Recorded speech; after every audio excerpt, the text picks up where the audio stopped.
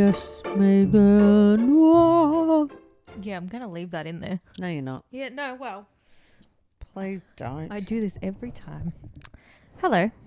Welcome. Long time no see. I'm not talking then. I really don't need you sitting there. Fucking hell. I'm pretty sure I just about saw where my grandchild come out of. Holy shit. She's sitting there in her pajamas, her pajama t-shirt and pajama shorts, and she rearranged her legs, and pretty sure I saw where Logan popped out of. I have underwear on. Jesus Christ. Under the shorts? Why? Because I'm not a heathen. They're pajama shorts, you idiot. Why do you need this underneath them? Do you sleep with no underwear on? What? Anyway, thank you for coming to our... Anyway, I'm in Christmas. I'm in Christmas pajamas. They say Team Rudolph. I got them from the op shop for like $3. They're so comfy. Anyway, fucking hell. Cool. Welcome to Mainly Murder with Meg and Mum. I'm Meg. Mainly Mutt. Mainly Mutt with Meg and Mum. You right there? I bet you don't keep your snorts in, you bitch. Oh shit. Okay, Mutty McMutt. Let's go. Oh, I'm crying. Oh, fuck. Don't cry, Megan. Oh, I'm okay. It's why okay, Why are you crying, Megan? Oh, fuck. All right. Today, fucking hell. Can we share that you did your Spotify music? Oh, yeah. We did the Spotify Wrapped. And if you've done it, you would know. I'm pretty sure it gives everyone what age you are by what your music age. Yes, and yours was... Mine was 35. And trust me, I'm nowhere near 35. What was mine? 67. 67. Silly old bitch. I like my old music. I like old music too, but just obviously not as much as you weirdo. I do like my oldies. Anyway, today we are in Wales. Oh, okay. Yes, with the story of Joseph Kappen. Oh, Cap in hand. Kappen. Howdy, Kappen. Yeehaw. Howdy. Ahoy. Oh, shut up. Ahoy. You're right. What is the sea greeting? Oh, my God. Oh, Kappen by Kappen? Anyway, shut up. Captain Morgan? Captain Gilligan? Oh, no. It's the skipper's the fucking captain, skipper, you idiot. That's right. Anyway, so Gilligan. Joseph... You should be ashamed of yourself. I am. For a 67-year-old woman.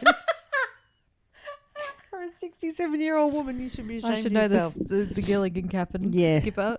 Anyway, concentrate. Joseph William Kappen was born on the 30th of October 1941 in Port Talbot, Wales. Okay. He was one of 6 children to his parents. Clement? Couldn't think of anything worse than 6 kids. Clement and Sarah. Worse than 1. Rude. His parents split up when he was young. Been there, done that. Keep going. Yep, same. By the age of 12, Joseph was attracting the attention of police for petty offences, which slowly worked their way up to over 30 convictions and prison time. Jesus. Which included car theft, petrol theft, burglary, and assault. Petrol theft. Bit thirsty, was he? Oh, I could have choked them. We would have been out for 5 minutes. What? I nearly choked when I did this. Why would we have been out for 5 minutes? Because I would have been choking. I would have had to put hold music while I was dying. Anyway, so he was... Megan's dying. I could have filled in the you space. Could have. Well, I'll cut that for next time. Okay. So Joseph was never great at staying at one job for very long and bounced between being a lorry driver, a bus driver, and a bouncer. And a what? Bouncer. Okay. In 1962, when Joseph was 21, he met Christine Powell, who was 17. Oh, okay. Like not a huge age gap, but still a minor. No, yeah. If it was 21 and 18, 19, 20, 21. Oh, fuck. 25. Maths is hard. Anyway, Christine described Joseph like this, quote, "He was 6'1" and had dark Italian complexion with slate blue eyes. Physically, he was an imposing figure. Did you look at his photo? Is he as hot as she said? He's not bad looking. Okay.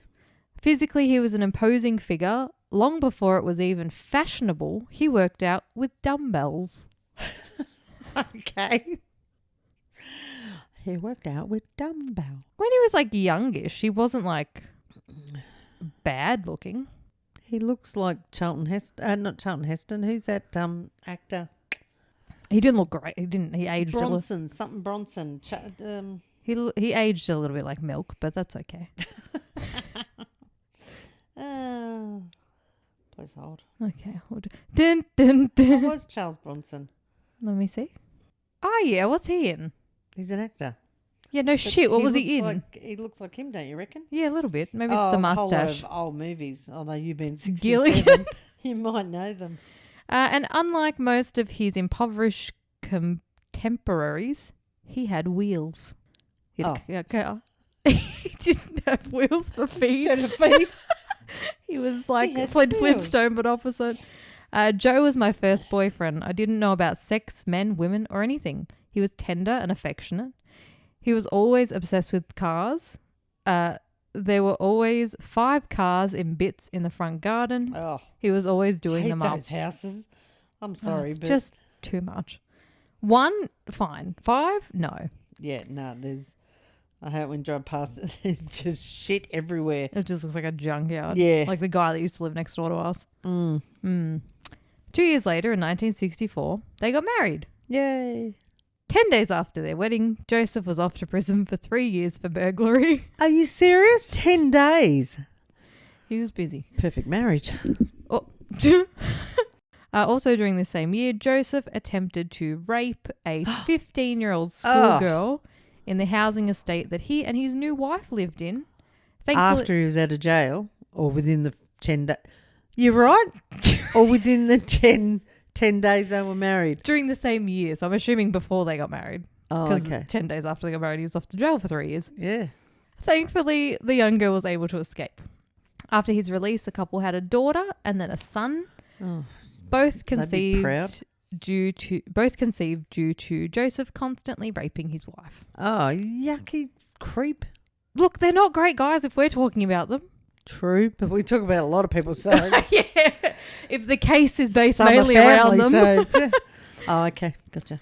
Christine later testified that Joseph was physically abusive towards her and would rape her every 2 weeks. Oh, fuck right off. She should have just got a knife and stuck it straight in his throat. Well, it's easier said than you don't know what you're going to do in a situation. If that was happening every 2 weeks, Yeah. surely at some point you had to go, fuck it, I'm not putting up with this shit anymore. Listen, And she was like fucking 17 when they got together. She knew nothing. She was probably like, oh, hold on.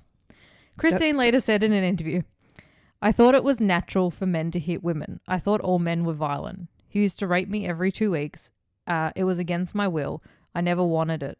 Joe would say, come on, and then he would insist on his conjugal rights. nah, fuck off. You don't have conjugal rights. Yeah, you're not in jail yet, dickhead. Even then, you can have conjugal visits. Yeah, But no rights. true. One day, Joseph took his son and the family dog for a walk along a nearby beach. Oh, what, taught the son tricks, did he? Then in front of his son, Here we go. he strangled the family dog to death Oh, because it was getting too old. are you serious? He killed the family dog in front of his part son. B of this story about the son and his achievements? God, I'm tipping that bloody set him off too. Father of the Year continued. Okay. When his kids were both under 10, they'd eaten some fig roll biscuits. They sound disgusting. Yeah. Joseph sent them out at 11 p.m. at night in the rain to search the streets to pick up some more biscuits. To search the streets. Go and find some more biscuits. In the rain, both under 10 and raining. And he's like, get the fuck outside and go find me more biscuits because you ate my biscuits. He's not a great guy. Oh, you think? In 1973, a man, not confirmed to be Joseph Kappen, but resembled him, picked up 2 female hitchhikers, very Ed Kemper. One sat in the front seat and one sat in the back seat. Who are you gesturing to? The fucking ghost in the corner? Dad? Can't see. He's over there. He pulled off onto an isolated road and told the girls, quote, I know you want it. Oh, God, some men are pathetic. Oh, this guy is such a fucking piece of shit. Mm-hmm. Told her the wife should have just stabbed him. You know what? She would have didn't do it at public service. He then... Right? Don't try again. I'll try again. He then began groping the girl in the passenger seat's breasts. The girl in the back seat tried to intervene, but Joseph turned around and punched her in the face. Why did the girl in the back seat, strangle him? Both girls were screaming and tried to escape, but found that the car doors would not open from the inside. Oh. Fortunately, the girl in the back seat had long nails and was able to grab the stub of the door lock and pull it up. Oh, good. The door opened and she pulled open the front passenger door from the outside and they ran away. Oh, good. Prick. On Saturday the 14th of July 1973, 16-year-old Sandra Newton went out to a nightclub in Britain Ferry and never made it home after being seen hitchhiking. 'Twas the times. I know. It just makes your skin crawl now. I know.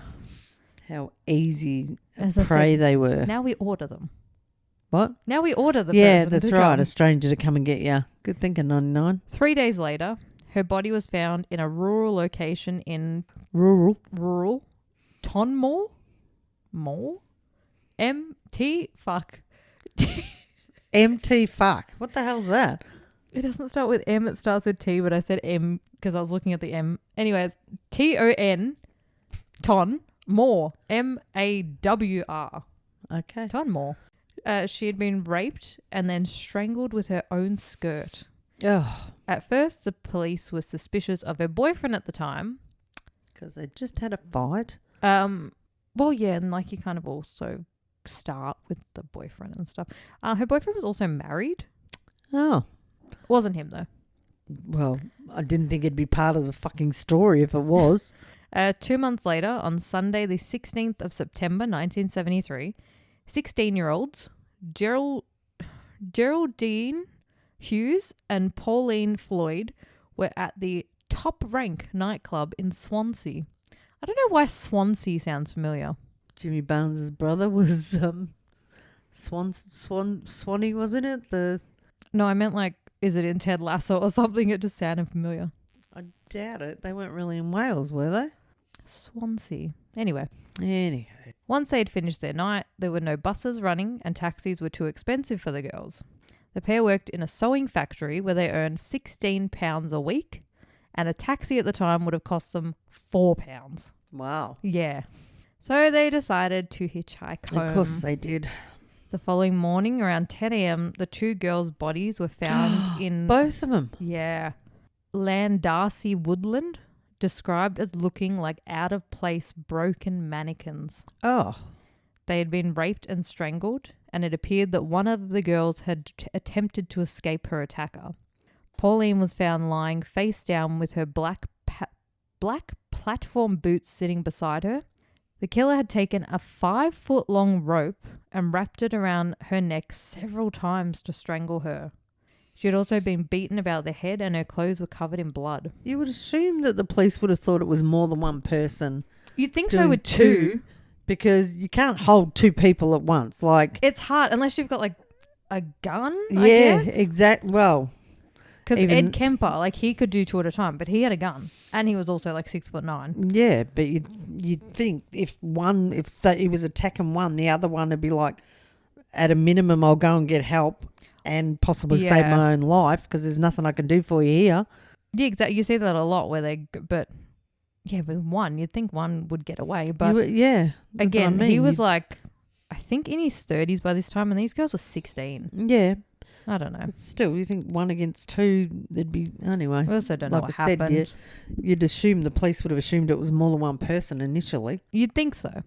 I would. That's why I said it. Okay. Geraldine was found about 50 yards away from Pauline. She had also been beaten to the head and strangled with a 5-foot-long rope.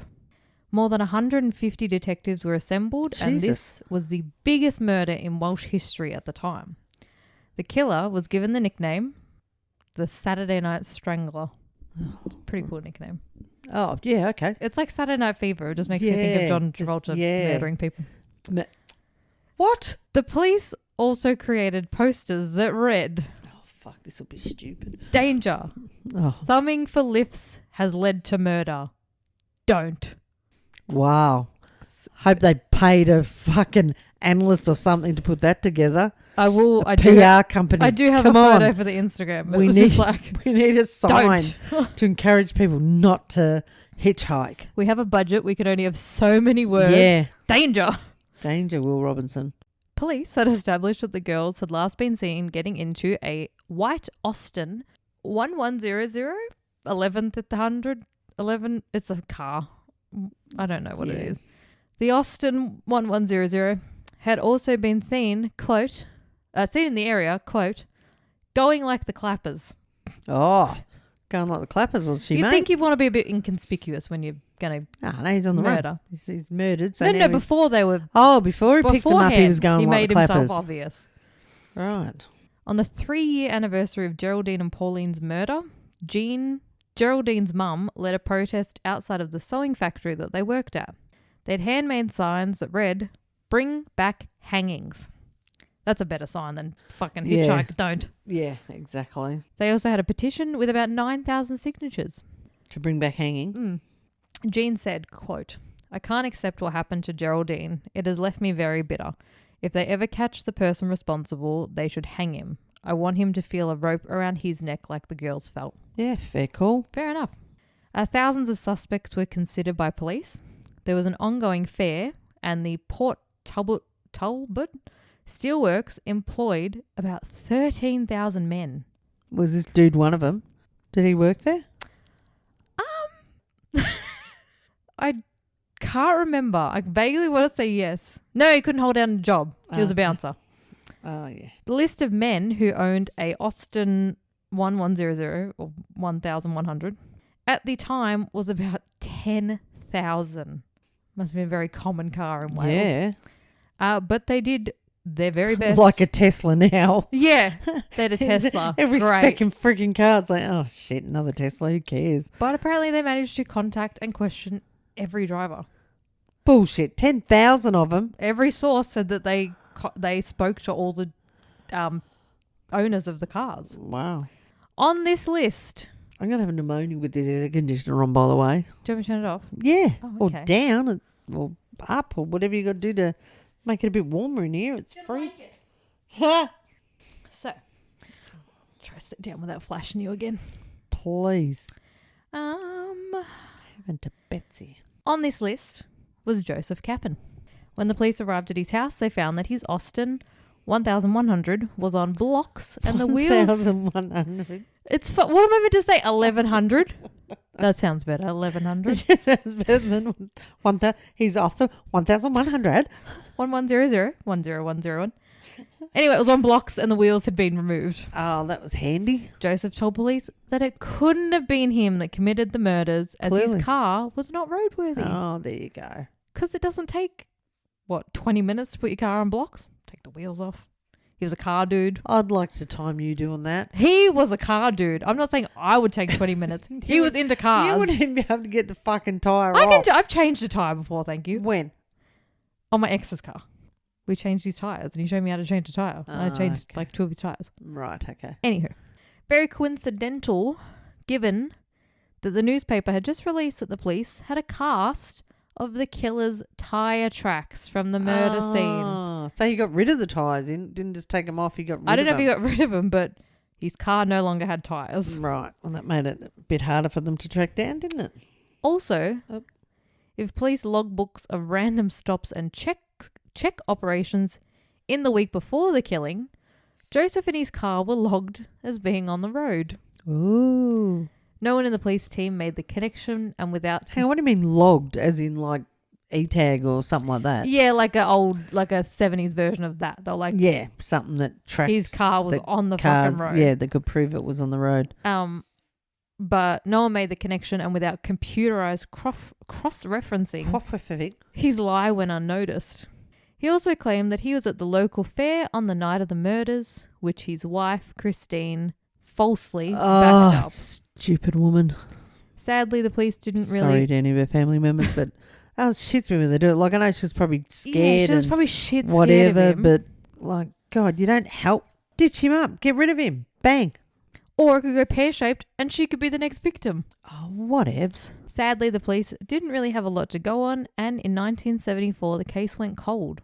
All they had to do was hope for advances in DNA testing. Oh. And in 1998... Did that happen? It It's come a long way since Yeah. the 70s. In 1998, enough developments had happened that they were able to get a DNA profile of the killer from the girl's underwear that had been safely in storage for 25 years. Wow. And he's sitting pretty thinking he's got away with... For 25 years, you'd be like, I'm fucking sweet. Not, yeah. In 2000, the DNA profile was uploaded into the DNA database, which had about 1.7 million profiles. Mm-hmm. And there were no matches. Oh. Well, I suppose unless you've had a reason to Yeah. have your own DNA in something. Police were now... Other than a woman. You're disgusting. That was a bit rude, wasn't it? Crude. That's Police funny, that. were now going to get more DNA to test. Okay. Going back to those 10,000 owners, were they? Well, from all their lists of original suspects, they worked with... I didn't write most of this down. They work with like police and... What do you mean you didn't write most of this down? You know what? Just freestyling over here. It was like police and profilers and FBI, and they're like, look, let's look at this list. Let's look at these people. And they narrowed it down to 500 men who were somehow connected to the girls or who had featured prominently in the initial investigation. Okay. Joseph Kappen was number 200 on this list. Oh. In August of It's 2000, not bad considering really should have been number one. wow, they didn't know that at the time. I know. In August of 2001, they went to his house, his home address in Port Talbot. 2001. They were informed by his now ex-wife, Christine, Oh, thank God for that. that Joseph had died of lung cancer in June 1990. Is So that he's bullshit or dead. is that... He's dead. Oh, is he? Yeah. Oh, During this bit time... of an anticlimax. Oh, no, wait. We come back up like a roller coaster. Okay. During this time, they had also officially linked Sandra Newton's murder to the murder of Geraldine Hughes and Pauline Floyd. So at the time, the two were separate, but because DNA, they're like, oh, these two match. Uh-huh. The South Wales police decided to use a previously unknown tactic to search for DNA. 50% of an individual's DNA is inherited from each parent, so they would just test Joseph's kids. Joseph's son Paul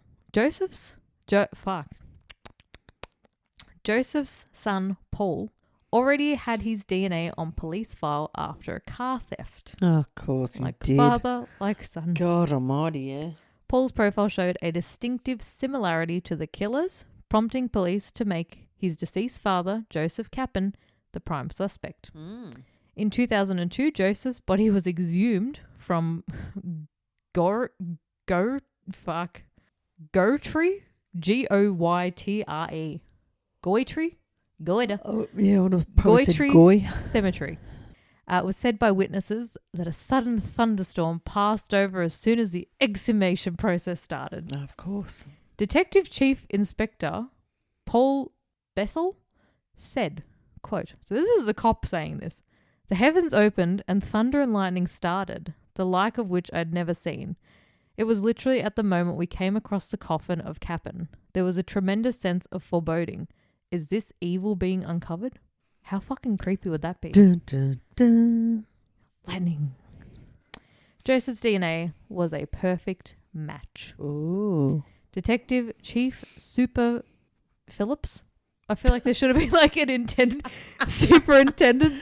Chief Phillips? Phillips said, quote, "While these results are conclusive, the suspect can never stand trial for the offences Exactly. under criminal law, and therefore we will never be able to say definitively that he was guilty of murder. However, on the basis of the evidence obtained, we can say that if the suspect was alive today, he would be arrested, interviewed, and is likely to have been charged with these offences. Yeah, of course. The evidence against him is substantial, and we are not looking for anyone else. After almost 29 years, these murder investigations will now be closed." The Joseph Kappen case was one of the first in the world to use familial DNA to posthumously identify a serial killer and solve a cold case. Oh, there you go. It is unknown if Joseph went on to kill again, but he is a suspect in another unsolved murder of Maureen Mulcahy, Mulcahy. Mulcahy? Oh, how are you going to help this grandchild of mine? he's gonna teach me how to read. Oh. On a Saturday in February 1976, 23-year-old Maureen went out. The following morning, her body was found on wasteland close to where Joseph was living at the time. Unfortunately, there wasn't any DNA evidence saved in Maureen's case. Oh, so they couldn't guarantee it was him. However, please hold. Forensic expert Dr. Colin Dark told a BBC program about the unsolved case in 2020 that there would now be opportunities to look for DNA if the police examine the existing material. Like what? What would there have been DNA on? Pointing out that Joseph Kappen had a very rare element of DNA. What? I think I left my pie at work. Frank came in with more food. Does he take it to the mechanics and stuff next door? He must. He brought a pie and a sausage roll and like chicken things. Yeah. But I think I left it on my desk or it's still in my car. Either way, it's not going to be great anymore. No, it's not. So anyway, they could test DNA potentially. Hang on. How did you go from testing DNA to I think I left my pie on my desk? I don't know. Okay. It's hence the ADHD Avenue sign. God almighty. So the guy pointed out that Joseph Kappen had a very rare element of DNA that would allow him to be implicated or eliminated from the case, possibly even with only a partial DNA profile from the remaining physical evidence which the police had still kept. Right. He also observed that police still had tapings from Maureen's body and clothing at the time taken to search for fibres, and these could now be examined for DNA if the police chose to. Okay. Hasn't been anything else on that. Okay.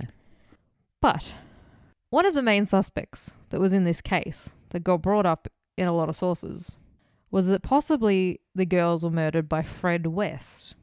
The one with the wife and the house. No? Yes. Oh. Look, that was very vague, but yes. Fucking yeah, go me. Whoop whoop. And that is the case.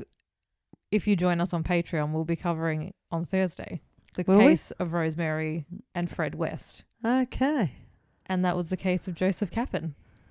Oh, that was a short and sweet one. It is a short and sweet one, but if you join us on Patreon, that's going to be kind of a long one. A really fucked up one, so... Oh. Yeah.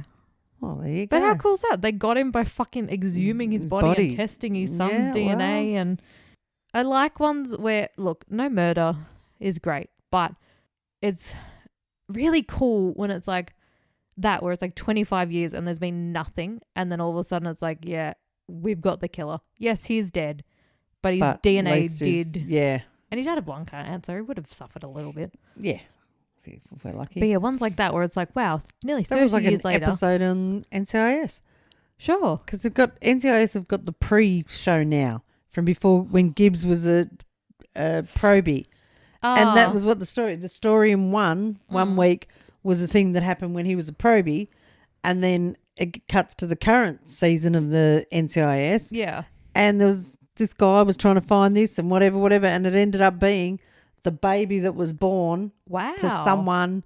And that's when they found out, because of the DNA, that it was the mother that killed this person, and everyone thought it was someone else. And the father had gone to jail because she was pregnant with his... He admitted to doing it, even though it wasn't him. But you didn't realise until 20-odd years later, when he thought the son was going to commit a crime, he broke out of jail. And then the two story crossed over from the two. Be cool. Yeah, it was a really good double episode thing if you like NCIS. Like NCIS is 23 seasons in. We still watch it. Anyway. Anywho. Yeah, nothing to do Same with idea. NCIS. Same but different. Thank you for listening. You're welcome. Join us on Patreon if you want to listen to Fred West and Fred and Rosemary West. Fred and Rosie. Follow us on Instagram, mainly_murder. Follow us on Instagram. That's really all we've got. You can email us at MainlyMurder at Gmail? No, MainlyMurderPodcast at gmail.com. Yes. Good job. Yeah, wrap it up. Patreon, Instagram, email. Us. Everything. All of the above. See you next Tuesday. See you next Tuesday.